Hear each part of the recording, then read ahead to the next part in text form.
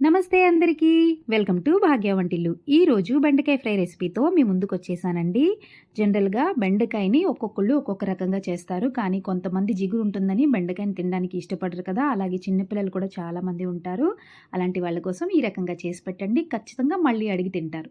మరి ప్రాసెస్లోకి వెళ్తే ముందుగా బెండకాయలని బాగా కడుక్కుని మనం ఈ విధంగా పైన కింద ముక్కలు కట్ చేసి లోపల ఉన్న గింజల్ని తీసేయాలండి. లోపల గింజలు ఉండడం వల్ల మనకేంటంటే మనం ఆయిల్లో డీప్ ఫ్రై చేసేటప్పుడు ఖచ్చితంగా ఈ గింజలు పేలడం, అలాగే జిగురు కూడా మనకి పోదు. సో జిగురు దీనివల్లే వస్తుంది కాబట్టి జిగురుని మనం తీసేస్తాం. తీసి మనం ఈ విధంగా ముక్కలన్నింటినీ కట్ చేసుకుని చిన్న ముక్కలన్నింటినీ ఒక బౌల్లో వేసుకోవాలి. చూసారా, ఈ రకంగా కట్ చేసుకుని దీంట్లో 3 నుంచి 4 టీ స్పూన్స్ కార్న్ఫ్లోర్, అలాగే ఒక 3 టీ స్పూన్స్ బియ్యం పిండి, అలాగే కొద్దిగా పసుపు, కొంచెం కారం, కొంచెం చాట్ మసాలా, కొంచెం గరం మసాలా, కొంచెం జీరా పౌడర్, కొంచెం అల్లం వెల్లుల్లి పేస్ట్ వేసుకుని బాగా కలుపుకుని అవసరమైతే 1 నుంచి 2 స్పూన్స్ వాటర్ మాత్రం కలిపి ఈ విధంగా బెండకాయ ముక్కలన్నిటికీ కలిపి పక్కన పెట్టుకుని ఆయిల్ బాగా వేడి చేసుకొని ఆయిల్లో మనం వేసేసుకొని ఒక్క 1 మినిట్ అలాగే విడిచిపెట్టి మరొకసారి మనం ఫోర్క్తో కదిపి మనం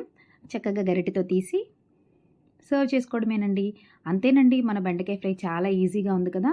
ఇది మనం డబుల్ రోస్ట్ మెథడ్లో చేసుకుంటే ఇంకా క్రంచీగా వస్తాయి, కానీ నేను మీకు చాలాసార్లు చెప్పాను, మనం ఎక్కువ డీప్ ఫ్రై చేస్తే దానిలో ఉన్న విటమిన్ పోతుంది కాబట్టి నేను జస్ట్ అది కుక్ అయిన వెంటనే తీసేసాను. కానీ ఈ విధంగా కూడా మనం కార్న్ఫ్లోర్ బియ్యం పిండి వేసాం కాబట్టి చక్కగా క్రంచీగానే ఉంటాయి. సో హోటల్లో అమ్మిన వాళ్ళైతే ఖచ్చితంగా డబుల్ ఫ్రై చేస్తారు, మీరైతే డబుల్ ఫ్రై కావాలంటే చేసుకోవచ్చు.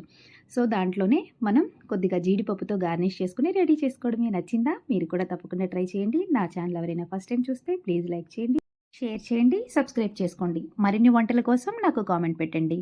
ఫుడ్ కలర్స్ అవి యాడ్ చేసుకుంటే ఇంకా బాగుంటుంది, కానీ అది హెల్తీ కాదు కదా, అందుకనే నేను అవాయిడ్ చేశాను. Thank you all.